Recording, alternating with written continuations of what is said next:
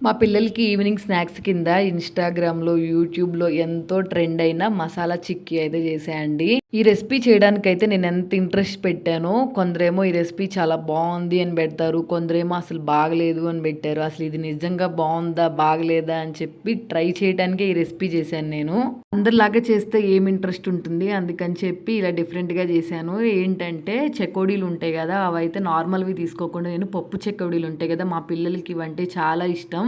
First అసలు ఎలా వస్తుందో ఏంటో టేస్ట్ బావుంటదో లేదో అని చెప్పి కొన్నే వేస్ట్ చేశాను. తర్వాత మళ్ళీ ఇంకోసారి కలుపుకొని అయితే తిన్నాము. అంత బావున్నాయి టేస్ట్. చాలామందయితే టమాటో కెచప్‌లో చెకోడీలు నంచుకొని తిన్నట్టుందన్నారు గానీ అసలు అలా లేదు.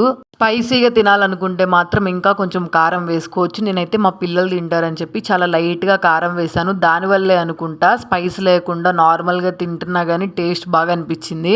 ఇంగ్రీడియెంట్స్ వేసుకునేటప్పుడు మనము వెనిగర్ మిక్స్ చేసామంటే చాలు ఇంక రెసిపీ అయితే సూపర్ హిట్ అయిపోతుంది. ఆ వెనిగర్ వల్ల తినేటప్పుడు వెనిగర్ స్మెల్ అయితే వస్తుంది గానీ మిగిలిందంతా బావుంది. కన్ఫర్మ్‌గా ట్రై చేయండి. పిల్లలు బాగా లైక్ చేస్తారు. నచ్చితే సబ్స్క్రైబ్ చేసుకోండి.